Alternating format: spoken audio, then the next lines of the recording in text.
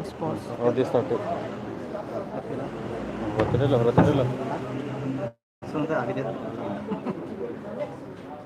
Oh, this started. If I want to pause, which one? How to pause?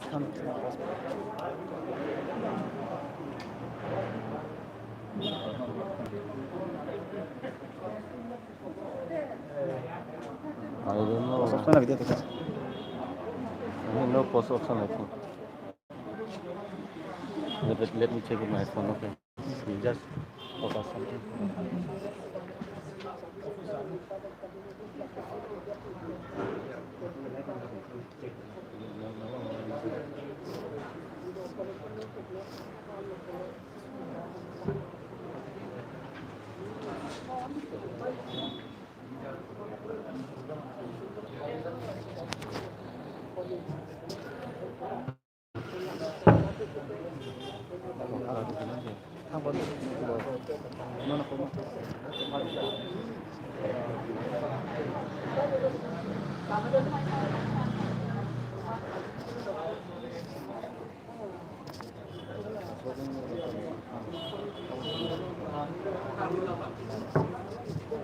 Kali boleh masuk kali boleh.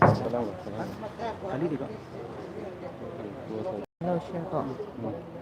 Lihat kenal no. O, tuna yan, Reverend VL Zaithanga, Vuina program. Kan dyan doon siya pa. At ang angin tuna yan, run live, kan ito mga Vuini lockdown light, ani avangin mi pui, kalkom na sa tiarim lawa, tuwang tuwanin kan live coverage po hi.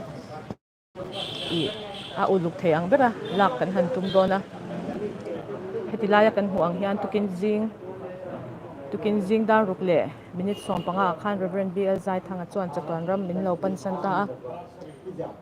tuna hianin a Vuina hun hi hetilai Karbi Anglong mission field a kan field secretary Reverend F Pachungan amang don ani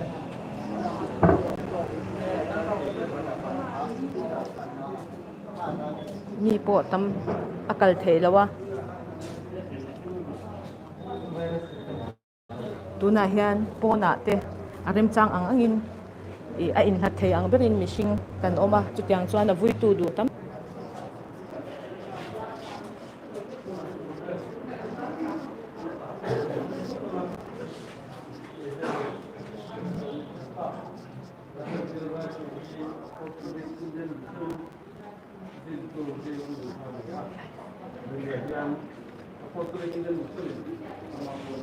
tuna hian Apostolic Indian Missionin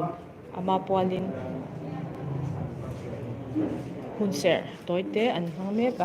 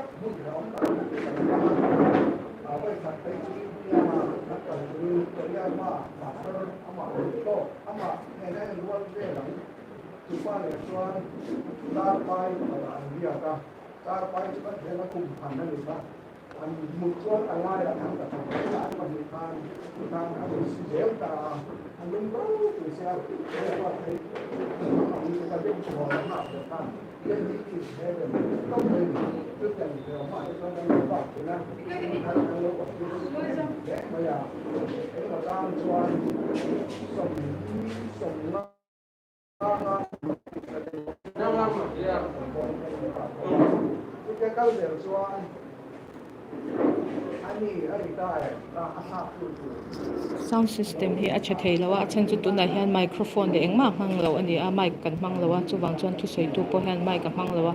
chuwang chuan sound hi du angin a che thei lo ani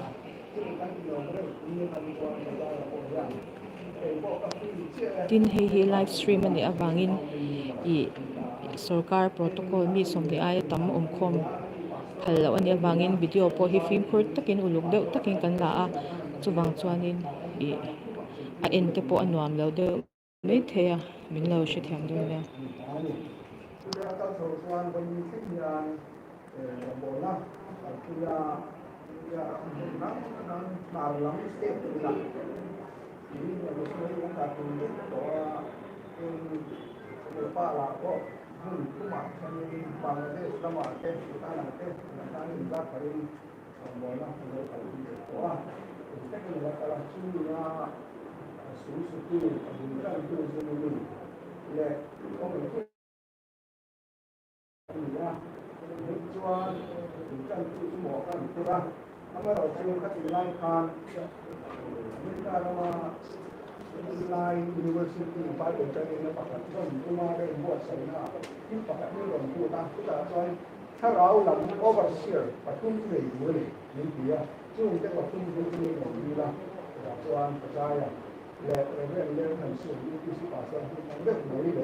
Reverend đã sang lên đường mưa,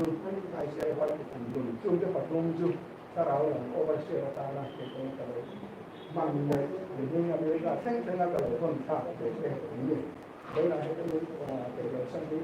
với cái gì á, sở cái đó là cái sử dụng cái sở dụng tổng cộng là chủ, cái trả ta là cái xe do cái là cái sản phẩm đó, để cho cái đi vào tương lai là mà cái phần này là phải cái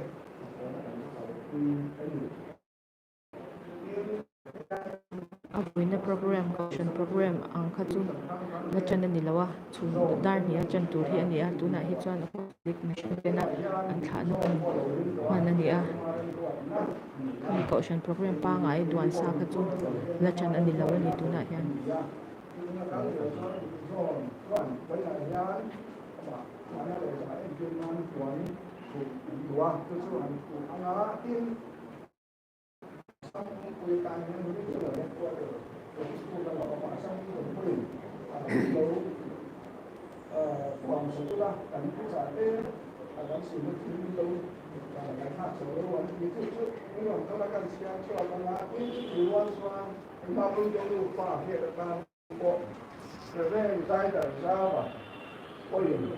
sự nó đủ anh mà mình tính ngày ra thì nó đủ anh mà rồi các con cần thể xin đầu ní thì là ta cái đầu trong cái chỉ nó với lại hết nhà lâu thì ta cả chuan căn chuan thì à như là cái cái sẽ bị như là ta căn chuan sẵn ra là chuan ở some reason hole sự nó đủ lệ Reverend trái đời sao sự nó đủ cả chia chuan cái nó chỉ chuan Diphu reason Diphu zone like some reason kami tuang lah so tuang lah sunat dua some reason kami Reverend Zaithanga former president and advisor AIM Ivan Fenani ahong in show milk tirong wall kun hai kan ko sotin kan mathak la kan je sen kom sina ke la lo go ku ding hai che kan sirin long na mi le Hầu nông là như là trung lòng thì nghĩ rộng của hai ngay nó cái điểm cái điểm phạt chế Reverend đi ra cái rộng bồn nó để impact nó dấu dài gì rộng bồn nó bị sụp phá phán chú lệ châu nó thở chú nó lúc rồi xe đấy some reason yeah then Reverend ra đời ra vào thì Taiwan là cũng sống thì còn là trong được xong rồi họ đi là AI mà president trở lại Reverend Zaithanga lalpan he na min lo chol san ta hi pe AI ma rong bo ti chuan kan le ma chan na sa po kan ni AI ta na pa between boundaries yan ba si na ni bok ani ya ni mal ang po yan kan sung te kanu te lama ni na nei bok ne sinot ram thar lama kan ho tu lo ni sing bok ne kau ini mai lam masalah pan so jura ko ta hi aro tu na mon so ka nai jura ni nge lal pan sung de tu pari le ma ti ko mon se a Vuina kan tel re si lo ba ku ni nga ni ai mai tu so la tu chang de na sai tu la ban ti ni sa ko ka ni le tu na yan di ku zone try tu te kan jen ne de re na ro thang ba te le so ti upa tu ka ta sung de dem ana kon han ku sela anni bok yan assembly zon te ta chu han ku sa sela ne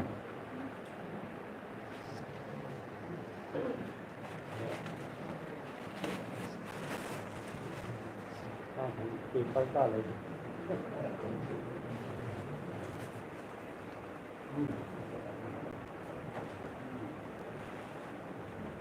Tuhan assembly zon atanga andon tuang na na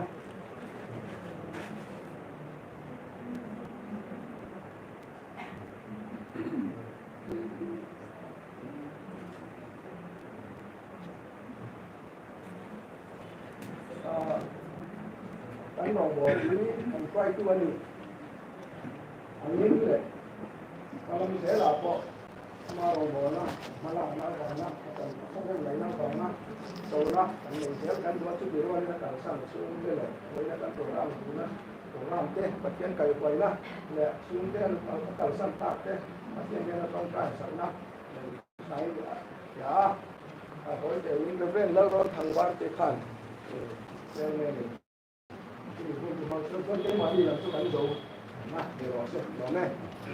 không cần nó mua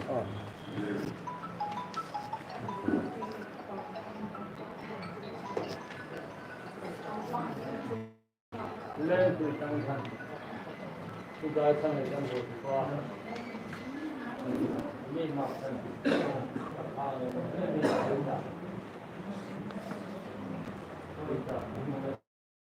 con còn bị áp thành nó nhưng thì hết thì đang còn mình nghĩ là cái này là chúng ta rất nhiều làm đấy là chúng ta đang phải nói là lâu qua phần phần gì không phải chịu hôm nay công sự là đang cần quan trọng là là khi đó là dân dân với số thì căn hộ tu căn bằng một tu việc ra thằng India làm lẽ ra thân hai cái đồng hồ là luôn với số ít nào người khác tất cả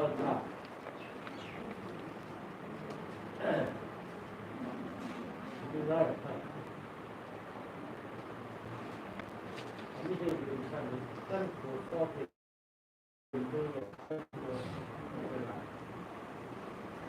terapa bersulit amak sana dong ngopi hai le anu me le nau nu le su lai na hai to ni mun se sai kan ni hai ko ke nang le isu amak kan lalpa nang tega abang mo hai tu ko mai lak kan ni wai su he tak ta ila jung te ko gen lo ko kan ni kan men la tu bei se ta tu ni ta na ti ha lim le lo ta ke na kan lam kon mo na ni ko feeling kan ni hai ni ko hai ke ni mo ke na kan ni a lo so mo na le ni dai ki ma voi su ni a to se na ni ni ni sa Chỉ là xí là đúng không? Chỉ là khán giả của mình, chỉ là xí là đúng tuna hian na Vuina hun program kan hang do na Reverend F Pachua Karbi Anglong mission field na field secretary Vuina hun hi hang do lockdown rules de dom sungin kem dokin tapun do kan bang tu ra te kan lo suang tu kan du lo tak ina lo teng ta elaya om jong song tele Karbi Anglong sunga ama khalel tu le ui tu te ba ka Mizoram le Mizoram na do na ta oma ma tu kun sam sangom ten anui ta ta kan zabai ka tu sanga tuan kan sinod kal bang angin sinod moderator ina minister chief su goi ko nia maro su kulai kan go ruak kan sia kan tu te local ngai nau no ba ngin special officers meeting Zinda diat le achan rea tua chuan ama Vuina program te Vuidan tu te Vui tu te ruam ada chuan Vui turin ki indon ruata program siar sia chuan sinot ayoin ki chuan ka Vui chau don ani Mizoram sinotin Reverend Zeitung hi a Vuina hi Vuina ama saberin ka sai duwa tin chu mai ni lovin a thokwi assistant synod elaya minute call tu te Karbi Anglong Presbyterian Church synod in Reverend Zeitung hi Mizo synod Vuina hi tin lung takina trong kuya chuan synod panin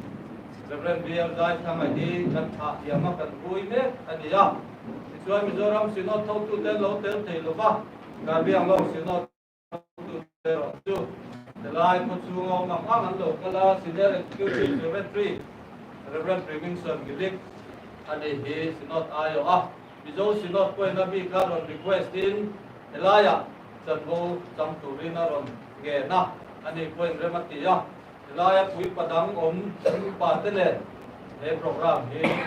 idon man pui ani Uzaya dam lo trong in koi engem mazat hospital ate to in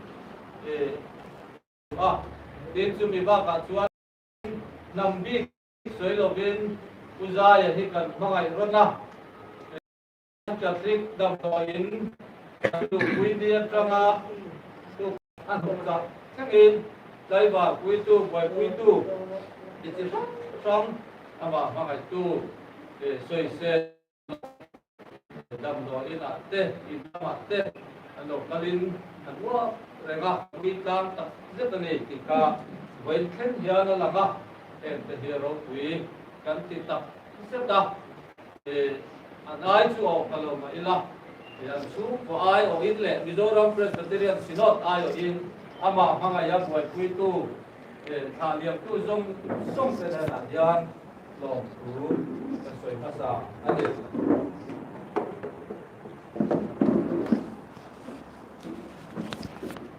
kan program di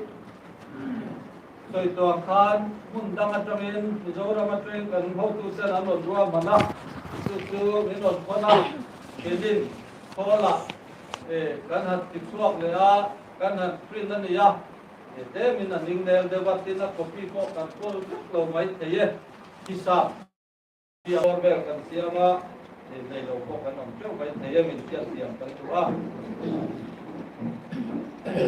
ka kan buang khan chung ko ai op tu soi ha sa pe ranga tin na chan tin soi hi zoram sinopin arong bol na chan chin kan ho tu ten officers meeting in abi ka an siam sa an thon mangin helaya aloi na Diphu Presbyterian Conference Chairman nilai upa sido ding lianan so yanga in Karbi Sinod ayo in Senior Executive Secretary Reverend Previnson Milikan tusa tusoi toy le trong trai na hun anganga in sumizo chuan khamwan na tusa toy kan ngai kan le anga in la sun tolamina an khan hiabi takwen rilro koi de maya pipai kuzaya thian lu hian an pa mangai zia hi arwang chunga po alau lamin ka sia ro pui ka tia atakan masak chuwan hun ro pui mangai ram kiti ania ma se kun rei lo te chunga ka apa hian he la hi du zo kam ti in mangai zia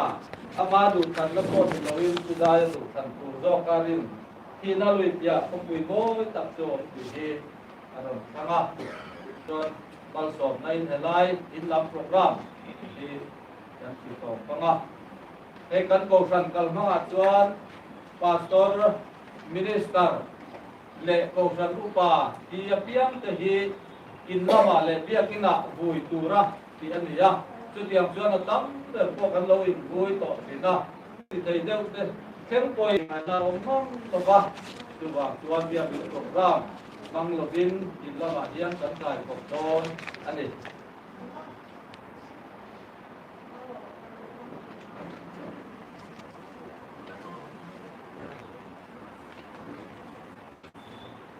sun ko lam atangin tan chin soi le an du piang te soi turin kun bang tu kan so manga e programa kan ruang ya la la sakterin sun ko lam ayo soi tu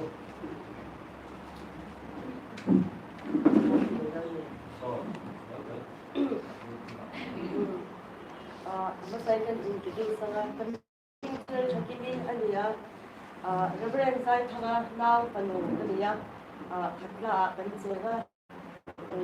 Adam Low, Kanchat, Tamdoin, Katia Papa, Nia Sang Sagalan, Una Sedo, Kapazai, Lupatia, I am then, transport a kalamo bangin iton silchar lama kan sunal lam try to te kan secretary ten silchar tingin kalna kong te milo kai pa sakin kat te milo la saka iton ni fighting maria ya kan pe se khau pa tin daily pon hok sang te kan te mana maro chu india ya ko ya te ma lo ngai ro Mày rồi cái tụi nam thì đâu ăn mà cái khách mà cái gì ngay lộ chơi thì tụi cái gì à mình đâu sẽ theo bữa là chơi sẽ có em cả cái thứ tụi có mấy kia anh đồng bọn là chân chính cho cái nào hai anh mình cả lần đó thu vào em mình cầm được đi lắm tin ama chân chính nằm cố ha chúng tôi quyết định sẽ để ha cố ha cần sẽ rất lớn như vậy tôi còn hai u nào đâm xoạc sổ mình đi anh hoàn đi bậc hạt anh nào gì là bị bậc hạt thay cùng nga về cái cả khai những câu lời sẽ là số tiền đầu số anh đã đâm rất là thật ra thì cần mua là cùng tất cả các ông là qua vì đang dùng số ai số là hạt ra qua cái những cái để tầm số các chân cái cũng còn là phần hiện ông ba số tiền đầu số colony hạt ra cái sản phẩm gì Rong bola, sang bangin, kan pula omlo amero tu ra trong con số quan hi bên qua thế mẹ mà cái gì chung của ta cho anh cái hình phá na lúng quý đặc biệt anh nhá còn thế gia đình cụ bố hàng hay sạch na cần là sự na anh nhá chẳng số nhà làm tất cả các chương trình ông bố mà sinh chung quan hi bên qua thế mẹ mà thì cần sẽ tới lòng về một sự mà tin helai pula adam lo bu kan sha tin tiểu cho nên có mà quy cái nụ pha để có phải thì phải chút hai anh gọi quy tụ lắm được cái này rồi trong cho cái lần thì thả bà xem bằng cái tu lên là tu tất cả cái đầu mà âm mặc cái này thì bao nhiêu sẽ có cái cái chuyện là bao thì cái phần tam cái này thì là những cái cần chuyện cái đấy là vẹn lộc có vẻ là cô nó mong thì cần chuyện đầu tiên thì hai nên chung cái thời mình về mình không ấy cái nụ pha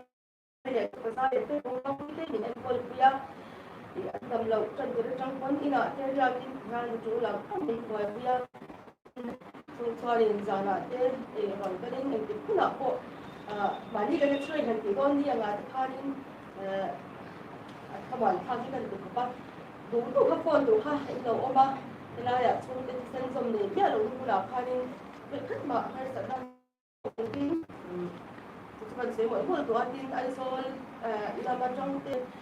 việc tất thì là tầm lâu số nghìn bể chúng ta ngày ta hai phần sẽ chỉ là mà khi thì lúc chúng ta đi thế này câu là tham quan sáng rồi có thể chúng ta phần lâu mà đi phần sẽ có in nhà có giá nhà phòng cái tất với là quan tâm tăng lên là đầu ông ba nên về là cho nên quý tất như thế qua đi còn hai có giá nhà rồi nó có ấn nữa với định hướng thành sinh thế không có những chuyện con trai lòng cái sự nó cũng không tất cả những cái tin thì và có thông số này thì mà những cái là của mà quý chắc thì cái phải có ba cái gì anh công rồi mà thì có mà quý có sở thích này là bên thì theo là người phải anh có là thì ở đâu quý cái tia anh cần tổ tắm tất cả mà anh sống qua không thể chung hay là đông đảo thôi anh tin em mà February thakhanin kan manjina kanao ngenga ron to in chu cho na la sia on piawa mani na tu so zong te na di thei pasai ko singa te thobin kong bo thei na la pasa kan ena kan hom nu kon kan soya o kan tia na di me ro chu a tia an tha di an di kan lo ku me ba in cái ai số là in để lâu để gì lại còn là tiền của mình thì cái số là ở lâu mấy kia thì tập ra đi cái và sai tan chọn apa apa anh ấy sinh sống biết là cũng là niềm hoa về không anh lâu in bộ số đó anh in để lâu tết anh mắc hơi sẵn anh này là ba từ ba bộ cái sai của anh còn con biết anh tùy anh kiếm lỗ mà in lỗ mà lỗ sinh lỗ anh hoàn tiếp tục tại tôi anh kiếm mình lâu về tôi tầm lỗ chúng ta là bộ mà xem in thì rồi thì bác apa ta là thì cái ngày sắp nữa đồ của anh xử em đã bộ anh thêm là ba vì qua cho nên anh được quỹ phải nào tôi quỹ chẳng hạn anh đầu bông theo số đó có bao nhiêu apa chúng ta apa đi không có ta là đua thì ba thì là mình em còn sao ba cái gì qua cho nên thì các ba đi thú thì thú là bên cái này ha từ ông nói đầu thì các ba thì cho vào cho nên thú tất cả khăn của India cho nên ông cần sân ta mẹ rồi cho mình vào sống suốt ngày tất cả này là đọa cả những tất cả thì nghe ta nên ông phi dễ rồi là cái bây giờ nhưng ba thì đã ngã chân công sống xuống anh nên thấy ini tanpo kan pasaya mani se aro pui kan tia ulau te mitang ta kapa ai zo la machanga thomi cha pakhat chu ti kapa te ulau chu sei dong khanin som thung man nia pasaya ni ko ber được tua nia o ko ber chu thi ba yang ke ni pu cha kan se lu la ba gam su be ni te ka ding ni me chon i pasaya ko ber ni a dau chu som chuang ni ni thì con thì để khoan thì anh dương trong cái là tắc mấy anh ấy anh thì inspector là xin anh ấy phải lại khoan thì phải khoan là khoan thì anh không vô được khoan anh in về anh ấy cho pastor là anh đi là anh bố lệ tầm ấy gì cho cái khu ha anh đi lúc anh về đâu vậy thì không vô ha tụ lâu thì anh ấy bên cái khu cổ cổ sản upa cho anh ấy làขัดช่างดาวถูกผ้าอัปปาอินสเปกเตอร์นะหมดจอดอันนั้นที่เขาเตะอันนั้นจมที่เดียร์ก็ตีอันนั้นทรีมาแต่จอดนี่ผู้จอดอุดาวป่าผู้หวานผู้อ่ะผ้าอัดที่ละหันตีจอดภาษาอย่างที่อินสเปกเตอร์นะถูกชุ่มจมตัวรับปัสสาวะถูกลงตัวนี่นั่นเกี่ย chuanin pasaya chuan rin takina chapa athan hena ale zerlaya athan longbo tura ala win kan ta kha da thelo thu asaya chuanin sarkar da chu ba sanin ni thimin nge hun thada te ro ko tan ta ani thela pastor da chu thakta khai kha ro ku ka te ma ni chung kwa chung ta po en ton to ro ba idan ta po en ton to ro on ta tin tin kan ro si sang ko tin atrate pastor kuite a rong bola kong sang ama ko on tu hian an kai ko ma en la ko in ron phone an bia ke ama a phone kan tang den a chang he kan da min khai cho ka man hian chang kan ma tu kun changa ka ang ama kan sa tu song la ya Vuina ron tel phalang te kha a chan chin ama le bia ke lo kon kan han shu chi na chu chuan ne lo phone che a chimi chuan ron bia che kan chong trai pui chen ti kan ku chi na alon the ma tin som le pa a ko la ga ron tho ta kan han shu ti han ro pu ya tia alom ja hi soi le ga chu kan soi chwa sak be to a tin a rong bo pi pakhat sil tar ti secretary purwala ne kan india a chin om le ila o soi ga kan chang tak a ron dia he kan in to thu ta kan se ya kha ne ku mo ron se ya kusai hi ko ko kan hen dia dia pa in bong le in su the dia su le ma le le na te kan kan do tam zia te in ko shan hwa ya te kan lo om hong to a te chang changa quay xin để thế là tin mà đi cho toàn thằng tin về na đầu na sang cô khai ngồi chút ta anh thu xin nga cái upa bạc nên đã chân chính cái hồ cho một xe ăn mấy người ăn tiệt cho anh nói về cái tiền mà về India mà uy tu đến thà tu đến cô lại ra thành sự phá để cái đó tin cái đồng vốn đang đi nhà vùng sang cái đó mà sau đó mà thoát sân tất thấy cái chỗ cái đi bộ phần đất thế này xin ông ạ thế để đi ăn thì hai người sáng sáng đó mà xong qua con gian quảng thân đang support cái lâu đấy à thành qua tổng khan tổng cái thật chân cái là cái này cũng đã con gian đi cùng với xã khan cái đi xã đi nó ra là u nào thế một cha thì sẽ làm mà xã khan nên là nào trong phố phải là người tụi mà có vẻ mình làm lại cái bộ mà cái là rất là ổn định nó tốt anh nhá thì là cái lâu không thích mấy anh chị tin cho mình bao cái gì để được thì pasaya thì ra itu qua apa tu yang dapat sana thì apa tu kan sih tu kan ada party deh mau beli yang ni ya ini ko tak kan zaman ke don lepas kan mau pun te omanga yang ni nai on dan kita tak kan kita long thi lepas mình trong trai quý chế đó thì lâu rồi chế anh chính mà vẫn cũng hoặc là cũng vẫn hoặc là bạn thì mình lâu còn sặc hết đó thì thầy bảo thằng cái lỗ mà bây giờ anh còn không sặc rồi của anh cho ba thì như sao nào để khai cái sao là khai được làm cho ba không thì không có dụng gì đâu thì cũng gì dùng thùng này ra rồi thì khai đến sang cái này không bao quý này cái phát sinh là cái sự cái cái salai cái thì đó tất cả mình nói thấy vào cuối trước ta cần xuống để cần sửa lại rồi thì cái này mà rồi cũng nhận thì cần sửa làm về thì sửa mà mình phải cái nó sống không hết mình số quan gia đình cần một xem là con lòng cho bác thì sẽ có những gia đình phải để cắm cái mình sống rồi để xem thì cho mình cái để tôi làm chuan tôi có xin để tự nhiên ở đòi nào rồi phần xuôi xuôi đi nào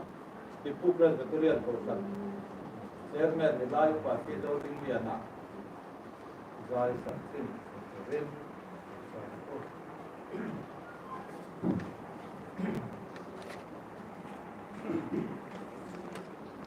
tấm bel sát vào mấy lagi Azaya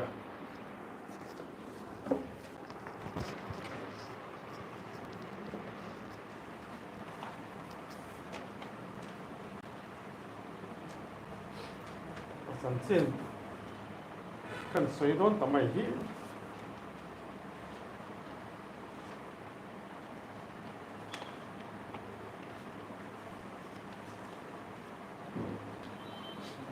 ka te ya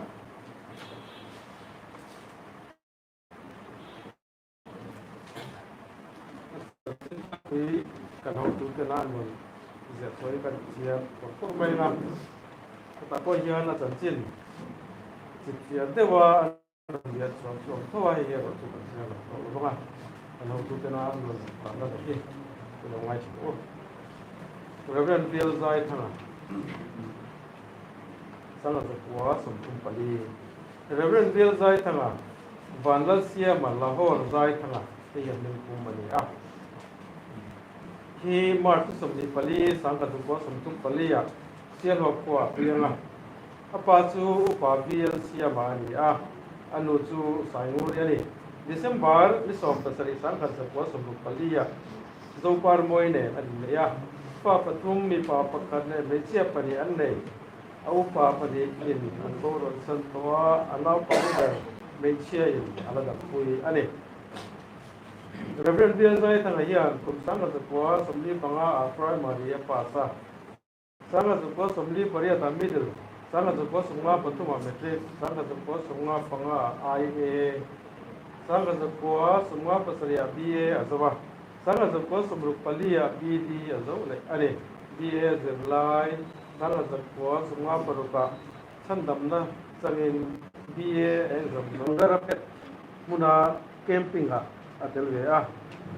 anzonia ko sunga pasari toplam takum chung assistant education survey officer na atoka sanga ko sunga pariat kumtirama diatea eastern high school ahonga sanga ko sunga pariat kumtirama diatea eastern high school school na atokle September sanga ko sunga papua secretary Sinat education na usaha wasam pakat atanga college to United University College Bangalore BD Azira Azir so national frank principal Martin secretary Ramtarbo executive secretary sanga ko sam pagitanga ria thum pastor secretary atanga wanga Tihi atau Mizoram Presbyterian Synod ayan statistician, secretary, treasurer, finance officer, statistician, secretary, treasurer, te anito NEICC treasurer na atsel tobo. Kung sama sa ko sa pasarya Ramthar board secretary na atsel layan pastor nan ani. Neruk me sang di pariat atanga December ni somtum pakat sang ni som pahin sukan Presbyterian Church of India General Assembly Ruatin Assembly Officer na tukin Diphu oma Karbi Anglong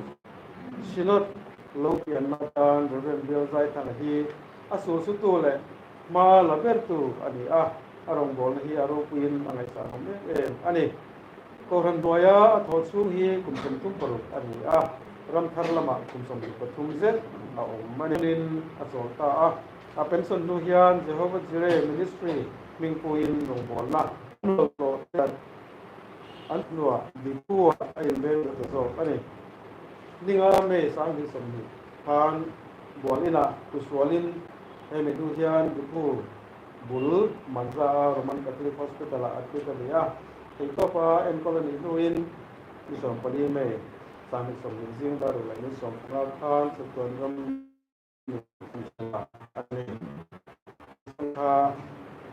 sorry meaning sami som ni mani to ka chu kanin he bolina sual ka tian chalu kha telam pangaran salo bangin manza Amar oxygen an nei thaklo bangin laila matan rin pur suak le Diphu medical college kana ina tip khadi doctor to point to an so amar su pathian rem rot ani chu bunya yan so hatan to in local santa ani kaka satchin kana so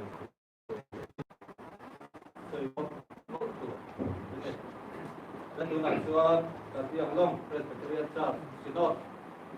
Sabihin ko sa iyo, from God, sa mga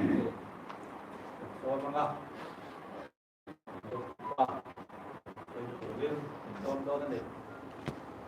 we do recognize and appreciate very much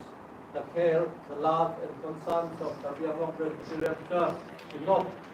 for Reverend Zaya and his family. Till this moment, we enjoy your presence. We appreciate it very, very much. Now, I'm quite happy to invite one of the leaders of the KRPCS to offer a word of prayer and to deliver a short message. Now, I invite Reverend and Reverend Lalgun Samat now will be translating this.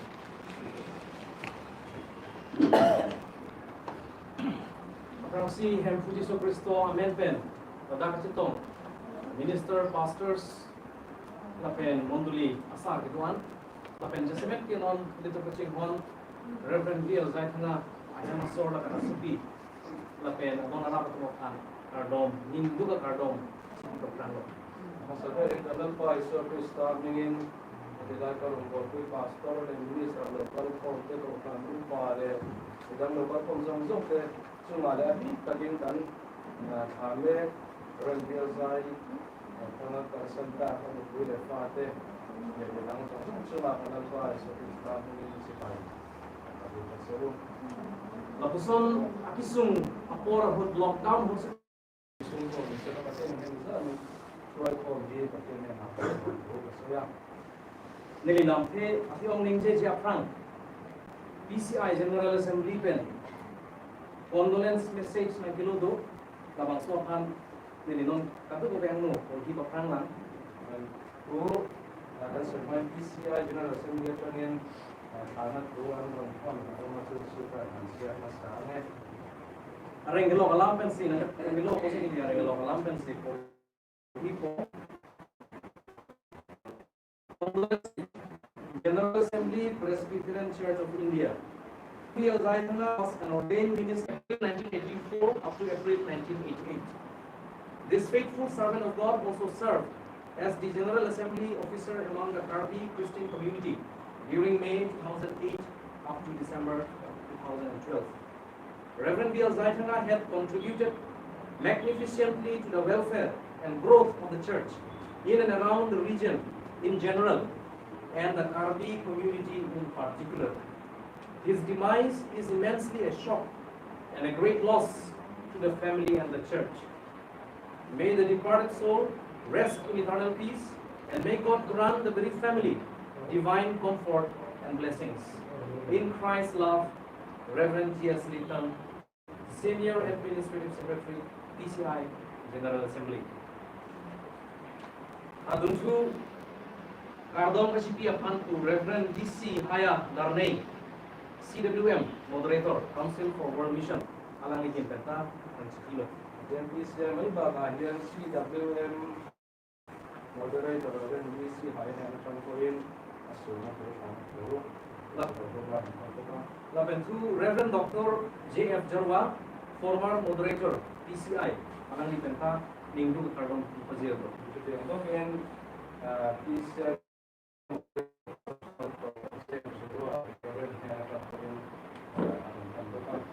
Lapentua ki jutsi apan ku Reverend W.C. Kongwil, Moderator elect PCI, Alang Lita. Ke itu apan katu bagai kecimnya teng, kulutan teng itu dor ki sudak Arnam naketoy, Arnam Arleng Binong. itu Reverend saya akan share dengan ansafai dan share dengan pasien volunteer. Dan tanah itu mau bicara kali ini. Lapen Karbi sino kapanda na itong akamatha, lapen nakachingidam ke Alang Li. Nujo ka kitirklong Arnam nilit mo panaketoy bano. In Karbi Anglong sinot ay ito na din sumbitan kay suan panpoy mo ber kasi ang dia dan ayan it. Karbi sino cilong le aprang. Azir ding tuipen Karbi rara tu methana sino kang tim kilong dia panpura. Akeman dobon mo Arnam suar domom lo. Karbi sinot dan nay pa ko din mo ta Karbi sinot na ito yan Karbi miten. Ngay ko ito din sen base na de na te ko kan lo ne ko shi na me thang keng ka cher jap chia phan ajir ding klui ne kan pharuan ta akasik sak akisun militum chin kenong lo ma ni ding turin kum ko sa tum zakan ta kan ko kan tum to mai la ha sana dia ta kan ni chi ni shi a ne kan suri hini ra ner kep aning kan arnam real Zaithanga abang aphan Karbi Anglong anang toyo General Assembly pen Assembly Officer arku declare dia aphan sa ni pariat akhar General Assembly atau Assembly Officer ta ko ni arwen dia sa ta ka dia na ko ma sira alang li hala bang suhut arta dopik hangjang lo alang li sinot pen pesang ko ka hudlo so mo lai po sa ni su ko ta le sino ka tang ko arong mo te to sa to ya arna makam aphan ko kamatha ka chipiduk pen la pen Karbi Anglong aphan la pen Karbi aphan kamatha akang hon pen alang li iklem ka chipiduk Karbi Anglong adang kahilo ka tebok atok anta alang li dam lo Atian rong bola ni di sini le Karbi mi le Karbi Anglong kang ai na warung Karbi Anglong mesti le aku itu mai ko he fungsi itu tension patian rong bola ha le alang li Karbi Anglong ke bang kam ke claim 2008 baten kan hini suri hini ra lar ke pen lagi bang kicheng kali te bons na mela bang so prang pen se alang li Karbi Anglong long arna ma phan utha kam nang claim pa prang lo Perusahaan di Paria tak sekarang coba Karbi Anglong arong kal ni lawan apa lama kan ni mo cela kan Tuhan kailan mo na yan rong bolin pun arong kang persina alang li lagat Union Church tak Diphu long la pen Union Christian School ke seng long kami alang li inut ki jabang ciplang lo pun marong kan bolo lai Union Church Union Christian School di tin ani pun lai ko kan ani diช่วยทุกคนหมดแต่ละเดือนผู้ตัดสินมีอารมณ์ต่อสู้นะ alang li dak neng kan fi kidu na hut ne li alang li pen kacelang dun la pen ke long ke alang li lam neng je we Kita layak rompan bolo sun tulis sun nama kamu lekat dia dana cuan atau soi pamli ada apa akal bang kalang li tempi ke bang lo ASEAN dah ya rosak pamlas ni ni neng kan kian alang li long celang dun lo Uli forvel rompan bolo na alang li lam kaneng je teng si akam tak lem lo aso yang sekian ni la pen ni ke tek long teng kuno kan te alang li inut disiplin ke dupi kamu lo kay mga kamiwan mo national ni itu menjadi tak ani bok ani la pen arna maka maphan cipadu pik abang lo mencoba kapasir long na modu kan na pati na ni ta ko maya nona porning kitu ahut ning kacipat hedam cia phan ilitun laki mukhi andeng pi neli pemetang lo Indonesia na suruh kaden wali neli ke kroy cirim pamelo ari na Indonesia lapang sualam ke itir klong lam kita ku ke pangci ke joy ke ati la ala tan tak tak ma chuan an chuan mai ku na sa ni ba mo ta kapi juda bang ke sun amai ro chu atto ne ro hi chu dang dai ni non ini tu kaceng hon Reverend Zaithanga ke langli arna mapan kilu ke thaya kam ke claim iceng ta ceng pemelo la pen kapi jut tak pi jut long pemelo ku sine ke chigina na kan ma ai kan me ren bil san ta mai ro hi chu apul chan na ko cha atto na ko alen so dai ni alang li la bangso ke kroy akeng kam kachi jor ke joy ke gali chu te ma rong bol na alen so na ko ti rol sa ma ni lo atu mo kar jitun long ke jumesen aton bu nga ba ai kha le ro so an ro ma bon tai li tum jong se alang li keng kam son chi jor don ji pulutang te sung krung angjan amai ro sa ma ta ba thok to ro hi so ti na so ta Paul apostol sa tamen Timothy aphan la bangso ke du ke tok hut ke alang li thi po dok dok hut lo pate kar mu pensi la bangso ke du tok ya ko ko la ko ha ne le ka he ko la ya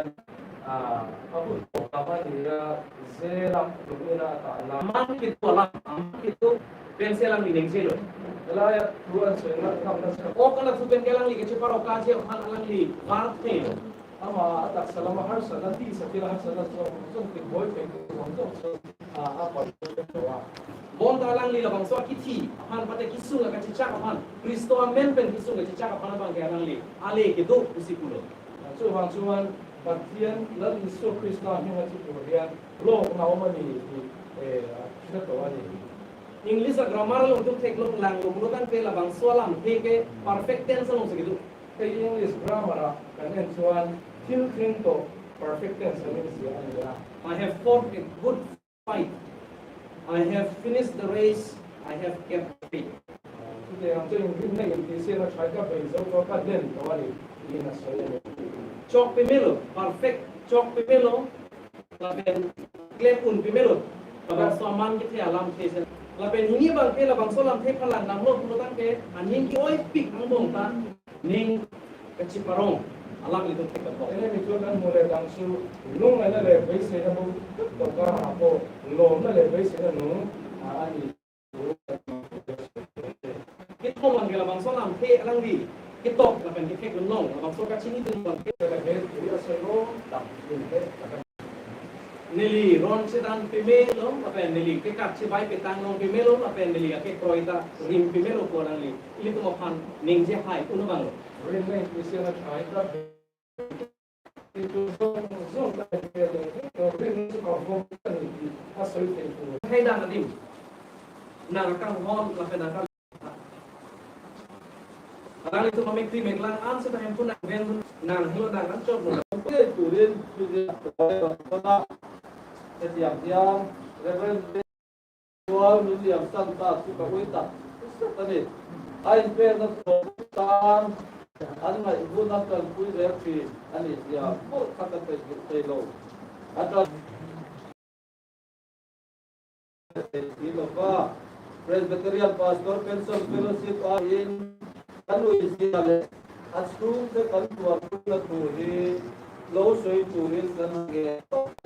tu ani ya kan hui tak dekali adem cham sa bera so fellowship hi ison fi la pok le deli ya mi zo onte min thom e ma kan hui tak tetani kan hui mo ni fi Vuina programa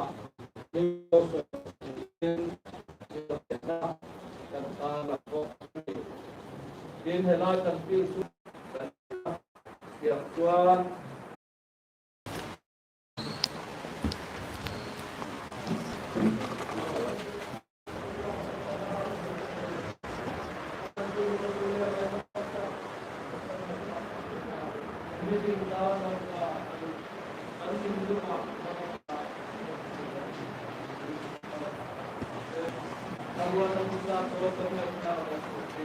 Irokoi puan suanan, dungai ke kamuan tuata, nama min nai ti tuata kumai tapi malvin stop, lali suan min ke.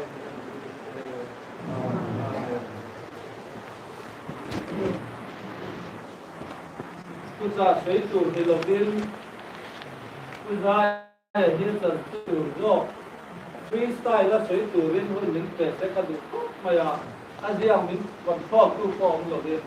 akadu lai sei tu ren mi ti tela akadu mai mai ro ti pan tu tu sa ma hen du bu na program ma kan tel kai lo ba tu ti chung chuan toy te tal kai lo ne ka pia ten ka te an sai lan tu ba ai pu dai ne niam sam ni chok paruka elai huna dian kan lo lu ni la Adira ke ka parola ni he anu kai nan lo lu ta kanin rual lo na kanin ko tui ta bia ba tuan din trong trai kho ma kan ko pau na ran tel pi na kan get kang lam ku akwal gelin dan da pu dai get kan ti tok maya sia tuan kan ku kan kana akan soi ku lai tu Asisel na hit sahe ka sia ti la chen kum som bia ta tuam to a sudai asisel na ka zel mo ka tia athat mai man dan te chu emi ka chi sam mor kam hian ka in ngai tu at khat pam ka ka ke zun pui tin ho khet hian na lai le dam lo lai reng te nei lo tập dân he na lo chu ka se ne ti to ma ne chu ti khopa khát đi la ya ti se na tha a ti chuan a upato na rong bol na ye tui pui le e maya madhya pradesh ti bi je ta rong bol na Delhi kanom pe lain Delhi mizo in komin sem ruai som pan hi emo an building sakhan kan pe ve a ka chairman ran ne chu me wa chuan an building sakha juk budu ni la du e maya kan ju kan mu don ya ti reng maya ti chuan kan tuma kan rem tom lo du de la nikum mas ka tha alo her chuan ka kan rem tom du ta a ticket AC kan buk apa in lupa mun mia kada anin atiket tu na kola ke na kola mas ka Madhya Pradesh ta bin tu rin kan ha wang tang ne TV je from bol na ju kudu rin apure te maya aha la kum enge mozat pe to la a do ting tu kha do ma ti a ma se patian in remat ti kalowan ya tu elaya aku na sa kha alo jual to de la doctor ron nu nu pat ina in kung tu le trong tem tu ina ti ka tu ma ya chuan kan din sei dom ta ri lo wa ni koi de mai ticket cancel le ma ya kan ti ya ui tap lên ticket tu kan cancel le ani a chu tiam chuan officer na khat tu te rong bo na tui zia te wa ka la kim tu lai ti pa ni tu han toi ka tu ka ni chu ti khopa si se pha chu enga tinge tur tum ri khat ka pa he tiam hi lo ni ta mai ti karil ru na zo na ta kho ve la dia to wa lin an ha hil to pathianin nat nabi enge mo tak ko nei lovin ati di kama yung mutuk tuwa lovin wa ni na an du to awangin ako wani ti hi e ma ruwa ka susunan tam tak chu bin tu lo wang ke nan accident nan ni theye tam tak chu an thil chin khalwa wangin nat nan kai ni theye uda hi chu soi sel tu rom lo wa aku na sa ko me ni he wa kan yang ti la zungai ko ti lo apian bi ma pe na me kha la ni chu ti ko pa me ma chu ni ka ya em ma aku na sa ka doctor kon jup pu tu ran ne lo ti ma se thung lam kam an hen to ba ke akal na tu ka pathian na puat so premo to mai ni in ka ya tu ba chuan uda ya ke se khatakin mai ro tu pathian ni na tu ka Vuina hian ke ni lam ni chu ni ngai sang lo lu tu ko ni lo helama om hun chu ni chu rei ati ve to a kon ko don a ko ve la ka pe chu wa kan ta na hun ve to tin pathian ni wa la ma ni chu ai ani he karil ruwa ka kon chu so na ni hetiam am de chi yan par ko na pathian ti e mai kama kam kon pathian ni zu en loi ok don ti apia ma ok mai ka ti ko pa pathian ne nei be la ta tu mấy khang và mấy ngặt tia anh thì sẽ phải lúc tụi các bạn sẽ thôi à mà để bắt cái la vay thì cả cái lúc mà giờ tụi mình vào chơi ngặt tia anh nó xí lo bắt cái tiền mình luôn nó kỹ toa mấy khang cái rồi mang cái tiền bây giờ thì tiệm cho cái tiền cao cái lối sẽ nó vào cái khu ga vậy thì cái khả điểm cao thì cái chuyện cái số ama chúng ta tôi đang có ở đâu có nói hay chứ đang có cần gì thì tin nó tên sao làm chứ tôi là cao đầu to cả sợi việc to rồi vâng ạ vì sinh cái hình và những cái cần trả xin bị khác tôi muốn là sợi tôi rất cái rồi rồi nè riêng tập còn thì ngày để lại là riêng rồi nó lại cái thôn cần thiết là rồi nó riêng muốn sống thì Mari na tingai tra ti zo na kha ilai karil ro mang tak chu pia takin min te min tra ti fu tu chu kan ma ngai te khoya nge nom ti kan pia lo kuna kan nata wangin tu te mo nau pang chu kan chak buka ai mo tak sanai noi min ti kapang chu aya khovel mi ping te min ti kap na sa tu kan mangai te la te anom kan pia to rin kan mangai te kan du namuna anom to lo ama in chak tak tin hey senior puya nu pui nei ta pa yam lo mai la duat tin na ve tu mai tin kan ya da ka ton ve puya nge an om ti ka pia doctor ti tu ka wai sa ti na ne ka ru tu kan se ve la ko puya nge no te an fa te London na te Solomon Island na te no ma enga ti nge an tra lo an fa te puya nge no ma ta ta ko ya nge kan mai te anom ti kan pian tuan ki pin hi kan nu na lo ha to mai ni mari ta chan hi lali suwa amanga e om na te lo pa at ka pan van te ko mari na ti nei tra ti ya kalal pa anda na tin ka pe ro pa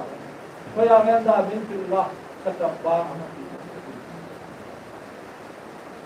Reverend Zaithanga ji aom na hi ka mai a ro pui ka ti ku ka hey kan chu te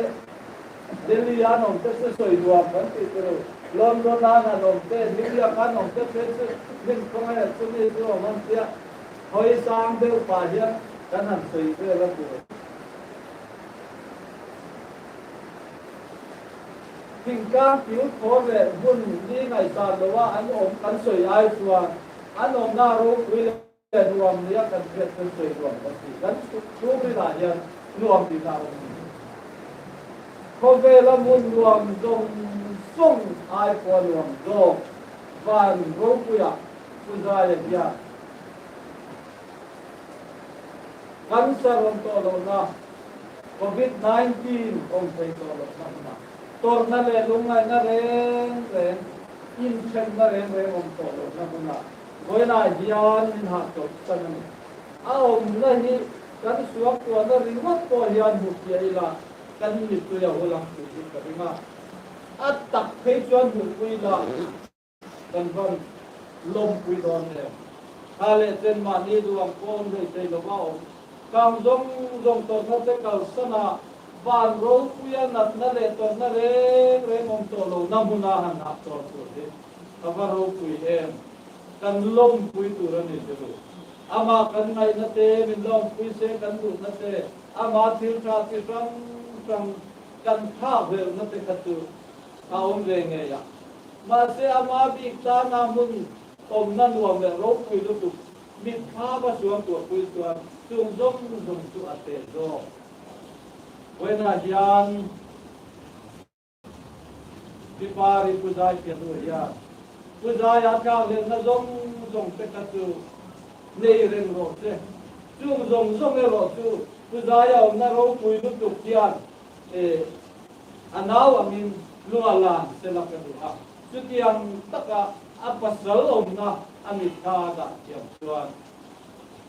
kan la men lo va nung lam lali suom na lam ava bukan marit bit tuya hulata abang ni kita tuan lim takin lali suwa pole tuim anun tu apa ya tamo takin lau pa tu tole tati ya kuam suak turin atan ele tali Vuina jan puzaya jan leisi okal tanin van hum go wi in kal sana kita tuan lim takin kan kal ve hun ha pin min lo kwak dona min lo ha dona ni ti riu ruwa ti na ne ama kanui na ni tu aya na sa chuan au na ro pui dia kungen lom pui ni la kan mit tui tu huli la ama ne kanin huwa kanin hule te na turin akal na kal ve nge turin kan mangai dia kan lan ti na tu akal na kan kal ve nge te na turin kan kuat ta ye ne ti dia in cái tiếng làm giống cho thế thì thấy in phát sản của lâu qua là tu kan ra pa là amen tir lama soi kan pujaya piatu piparin adu daram apa he du daram tia amalu kan po lualam tira pujaya du aruang cuma saktura du tura rin akan Christian lamu nambar jadi na elaya problem ti tuan dia tak di dalam dia pukui mo tak tua kopi aro pukui dia soi ka sudah ditale zan di mo to kailo tu pukui mo le lua tak tuan di dahi kuang ko kan sok to ba kan dai han rem na tu kan pa ma kan bo ruwa ka wangin ruwa kan to ba tu ngam tuan tu ba ni la te ha a tu pati ma bok ka kan der ana de la de kan de mo sai lo wa tu lo ya kan der tam do ka ro kutumin de la de sa ila Sumitra House of Pain Elai Soka Sama Kala Satu Tepokanan Ruaman Gea Elai Suku Kile Don Ya Kebak Ithan Lambang Hak Diphu dan Sekretariat Kosana Pastor Sila Buat Kima Adijan Dan Jual Sutra Tengah dua lagu nak terang, ini ham dua ni. Hidup nak hidup buat deh, sama laika alam. Leh lagi, kemudian oh. Inalui piaku kui moita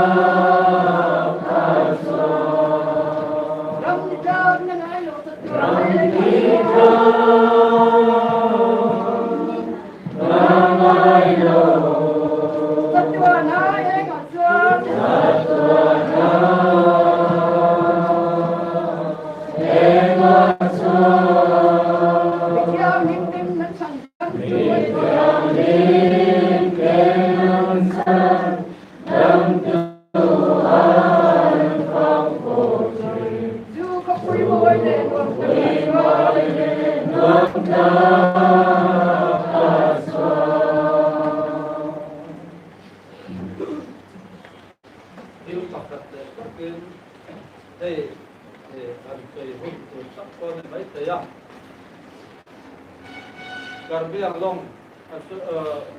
district Vuina Welfare Association kanam gaya thì kanu nào thể hiện và hoặc các cái cái lối đi của con lắm yang phải association te và yêu association te kanam to ma MWYPL HYS kan dia kia ni kan dia kan ni to kita tuan biti kan de yin sia to kan namin azza kan trangin ga thum kan in den pui pita ti din chung chu tun hun bi ka hian kan ti thei don lo ka he Diphu wa chuan le a khodang a ko ni anga dan da ru ka trangin curfew ani wa hen pui pun da lam re ka rem chang lo ba chu wang chuan đạt làm những cái sản phẩm này toàn lộ ra thì chúng ta MWA là mà quen tụi cái gì mà để về na trong quên và tụi cái này có phần số ra thành tuồng hà la chúng tôi làm quen chú mình việc việc thằng ai mỗi anh này chú thì luôn luôn lockdown rule thì ta áp dụng tin anh em bảo và sẽ làm để quy định sang để cho nó sớm để lại cả Paul Vuina ti don lo wa he ta ju wa ko la de tu na tuan e mal so nain kan en ko ti ranga an ko ra so na on ya mal so nain ni ko ti ra ko patian khamwan na rilu re na tiat se lo kan Kristai suat in rilu le in na tu na ve Teusela pale thalau tiang lim tadian en kim ti theya po na le ong Vuina kamon na le mal so sak na du tak mai su Reverend Zaithanga ti na wa hatwa tu song te ne na te Hilaya lo kum ko ama mangai su ko san ho ne na tele ko ve mun chong changa ko san ho te ne na tu na changa cha tu an thing in lo ne